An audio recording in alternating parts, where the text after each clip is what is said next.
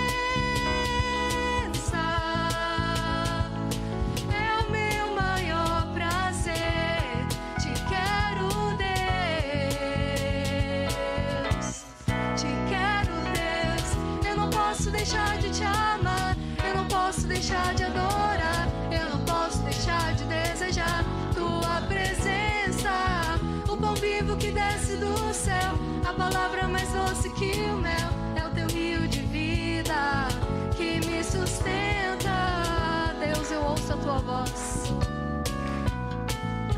Deus, eu ouço a tua voz chamando o meu nome para entrar em comunhão, pois tenho sede e fome da tua presença. É o que mais quero ter da tua presença. É o meu maior prazer. Te quero, Deus, te quero, Deus.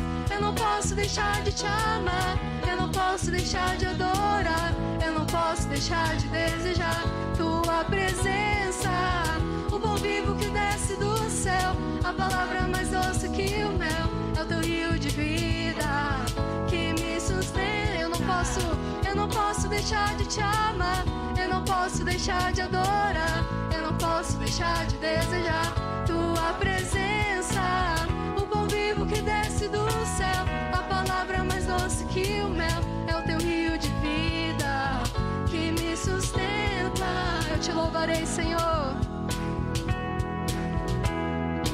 Eu te louvarei de todo o coração,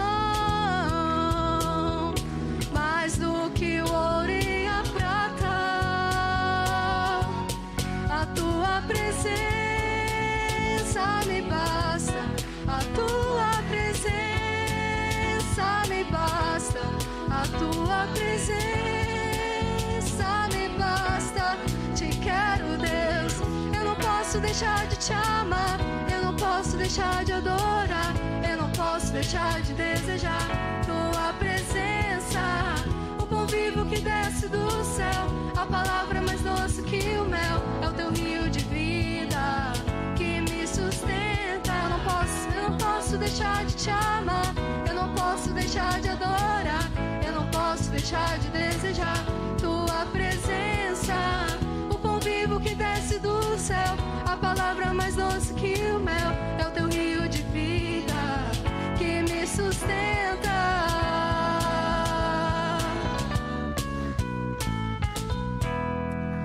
Amém, Senhor Deus.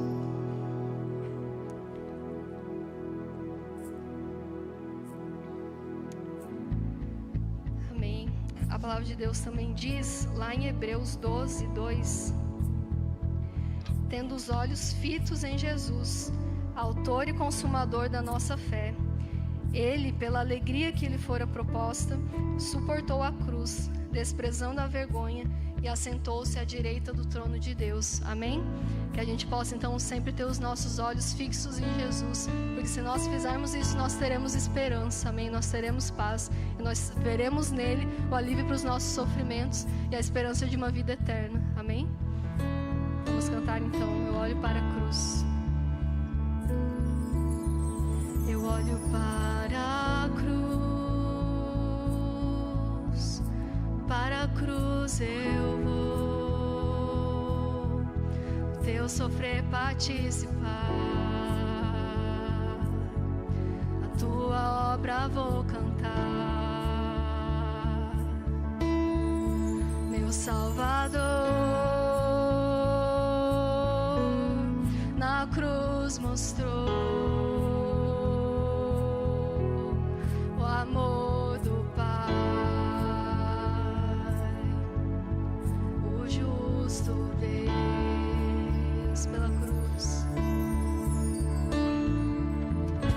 Pela cruz, me chamou gentilmente, me atraiu e eu, sem palavras, me aproximo, quebrantado por seu amor.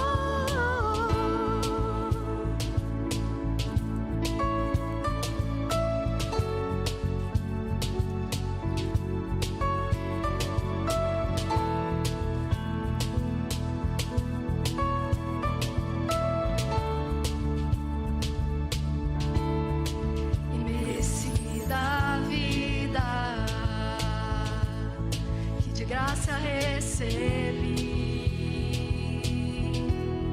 por sua cruz, declare, da morte me livrou, da morte me livrou, trouxe minha vida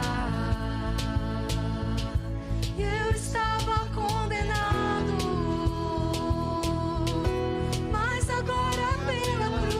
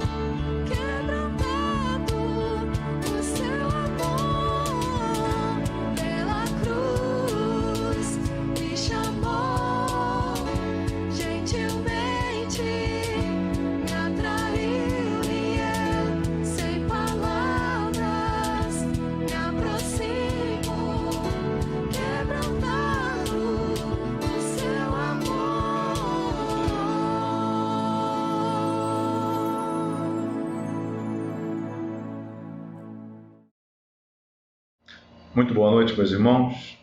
Uma alegria poder estar com você ainda aqui à distância.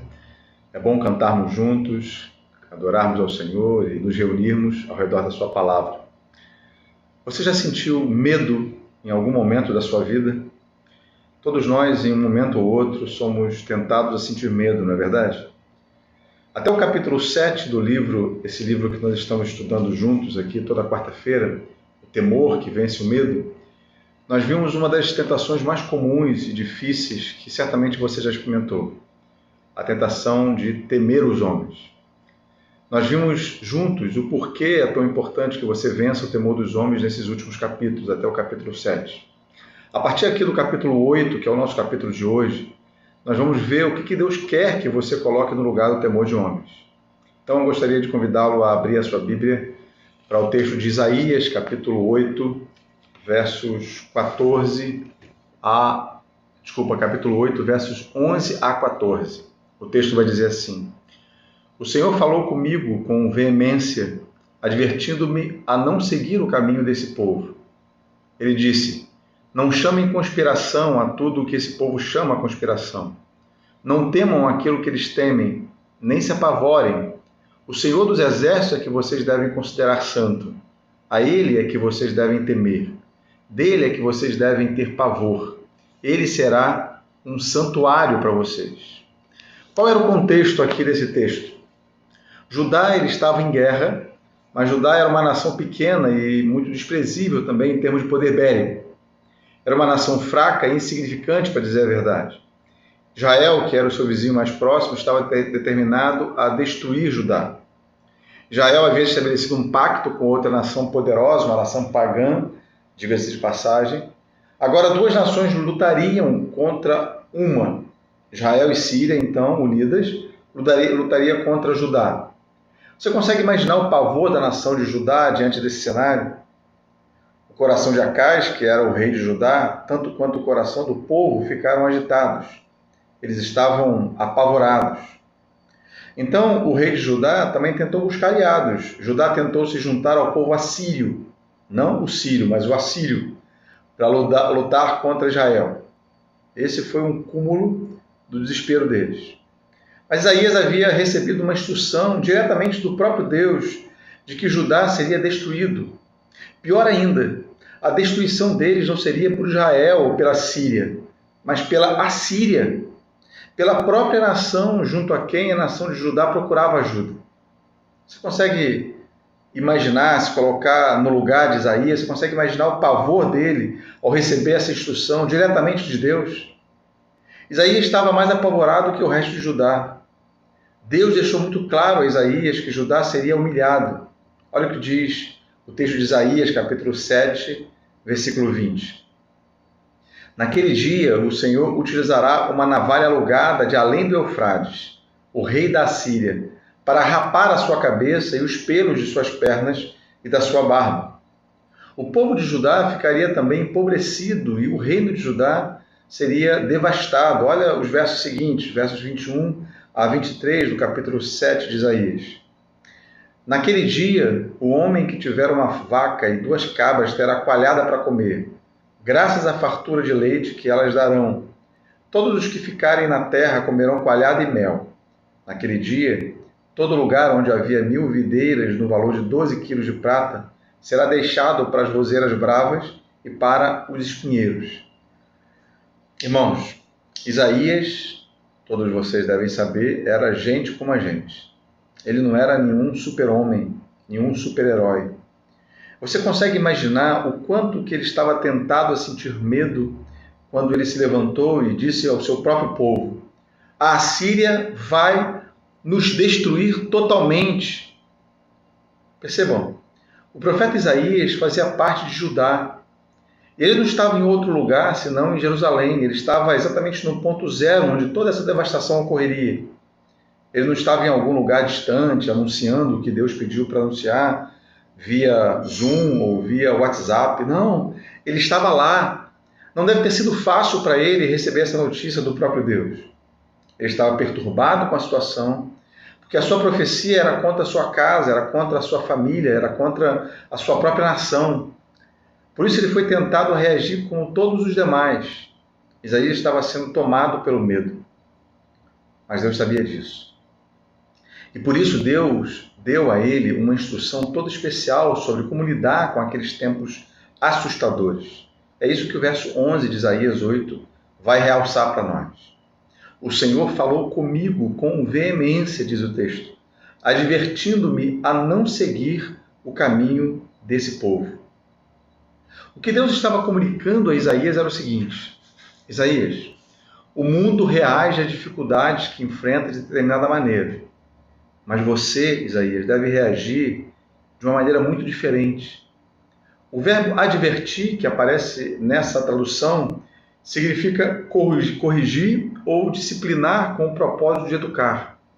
Então percebam muito bem, até mesmo o profeta Isaías precisou ser educado para ser corajoso em um mundo assustador. Deus estava dizendo para Isaías que quando chegassem os momentos de dificuldades, ele não deveria reagir igual os demais reagem. Deus disse: não faça concessões desonrosas, Isaías. O verbo 12 diz assim: não chamem conspiração a tudo o que esse povo chama conspiração. Não temam aquilo que eles temem, nem se apavorem.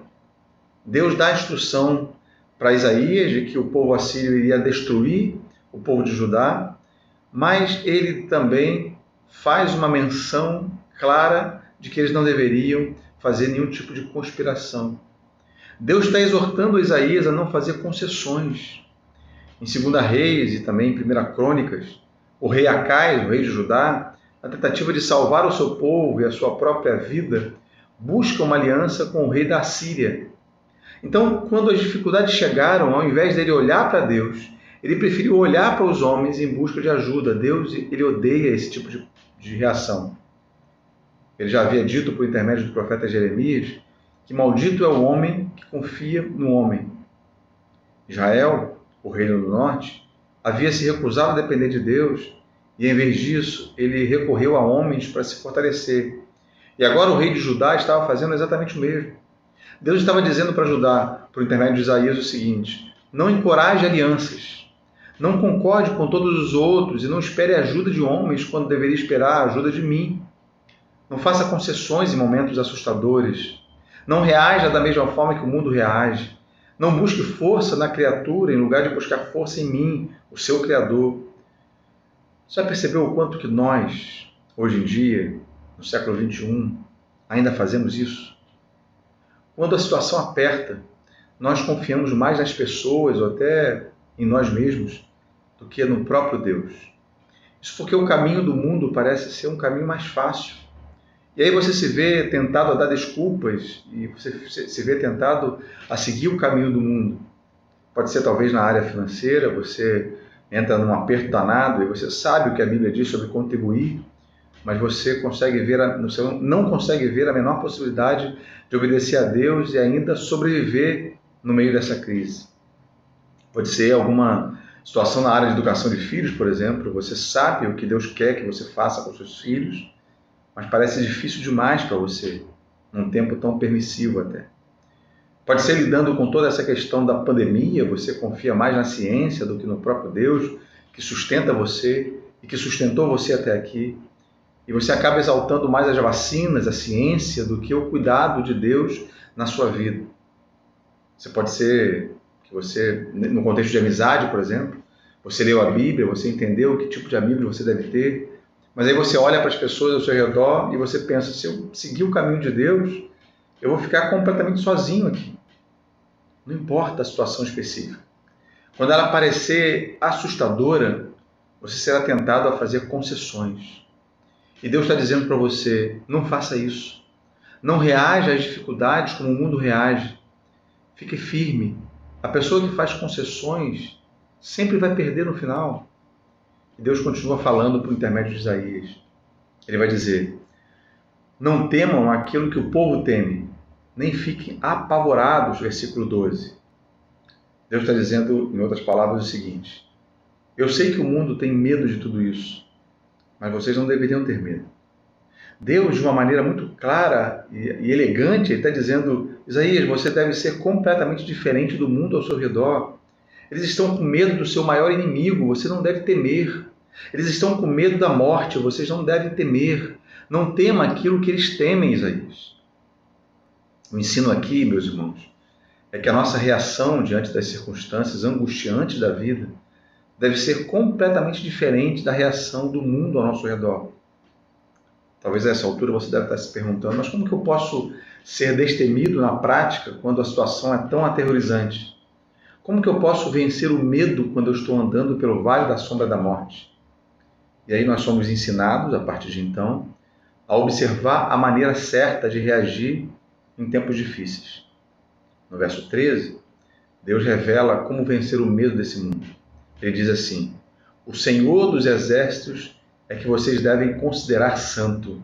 A Ele é que vocês devem temer. Dele é que vocês devem ter pavor. Isaías 8,13. Então a mensagem aqui é: santifiquem a Deus em seus corações. Mas o que significa isso? Significa que nós devemos ter grande respeito e grande reverência ao Senhor. Nós precisamos constantemente, meus irmãos, parar e relembrar quem Deus é. Nós precisamos fazer uma escolha consciente e tomar a decisão de separá-lo em nosso coração. A ideia do termo é que nós devemos consagrá-lo em nosso coração.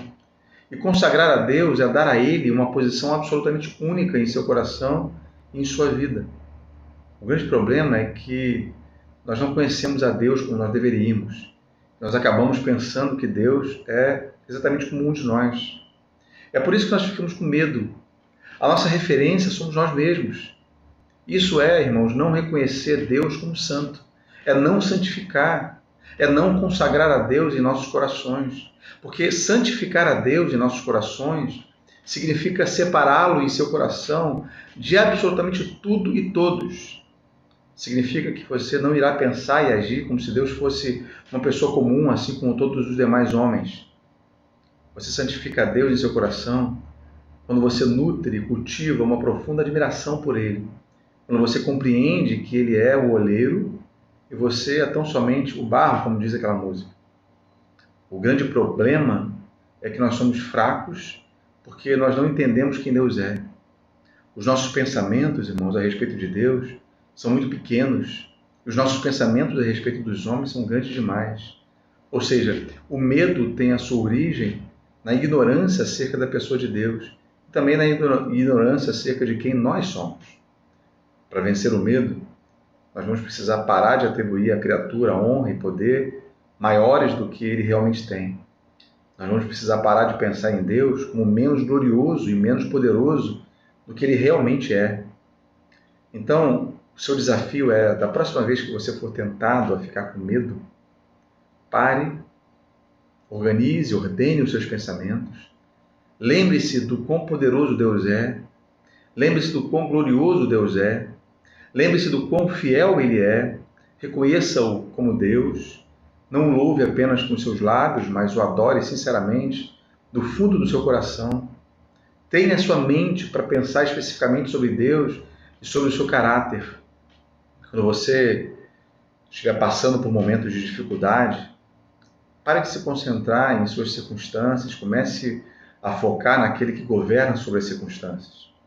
O final do verso 13 de Isaías, capítulo 8, diz assim: a Ele é que vocês devem temer, dele é que vocês devem ter pavor. Irmãos, Deus aqui não está pedindo para que sejamos destemidos.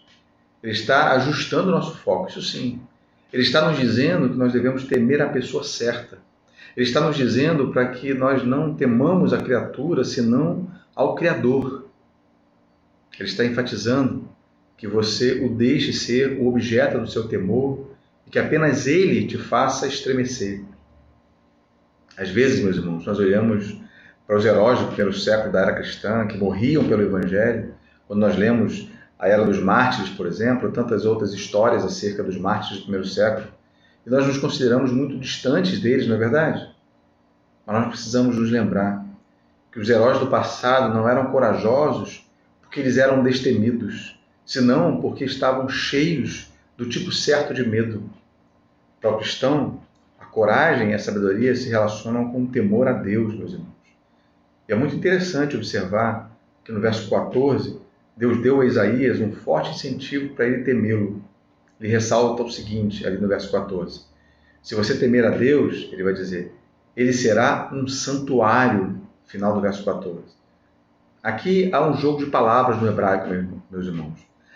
Kadash, o Senhor dos Exércitos, ele se tornará o seu Mikdash.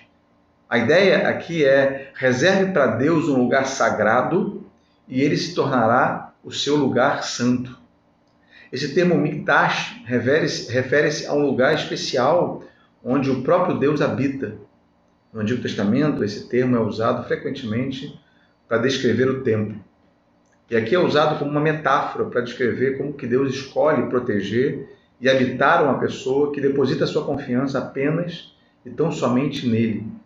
Ou seja, o que Deus está dizendo para Isaías e para todos nós aqui é o seguinte: se você temer a mim, Isaías, se você depender de mim em tempos de angústia, eu estarei com você de uma maneira muito especial.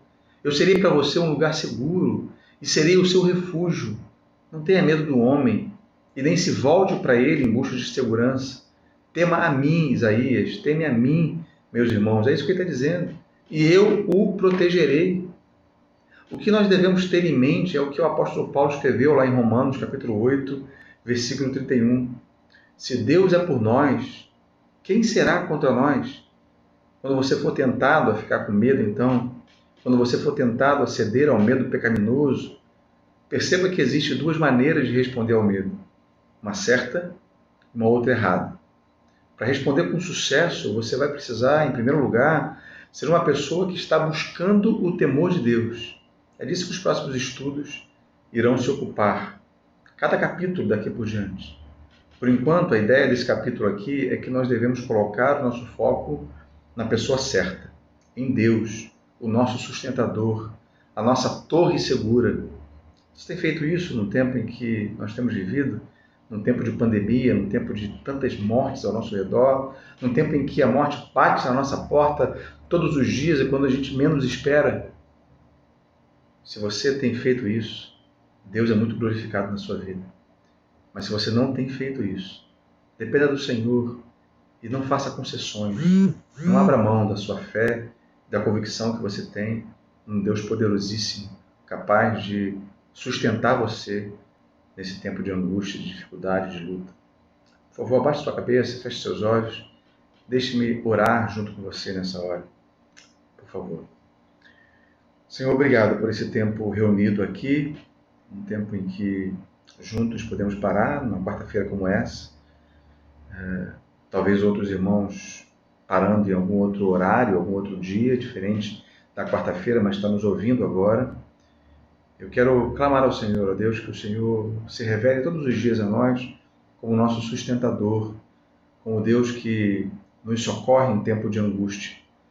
Então, por favor, Senhor, encha os nossos corações do Senhor, ajuda-nos a desejar mais a Tua palavra, a conhecer mais o Senhor, a firmar mais os nossos passos em Ti, a olhar menos para os homens e olhar mais para o Senhor. Por favor, nos ajuda nisso, Pai, porque somos muito tentados a ter medo no momento em que os tempos difíceis apertam, os tempos difíceis chegam para nós. Então, muito obrigado por essa reflexão aqui em Isaías, que o Senhor nos ensine todos os dias, hoje e sempre. No nome de Jesus, Pai, o nosso Senhor, o nosso Salvador. Em nome de quem nós oramos, Pai. Amém. Até logo, queridos.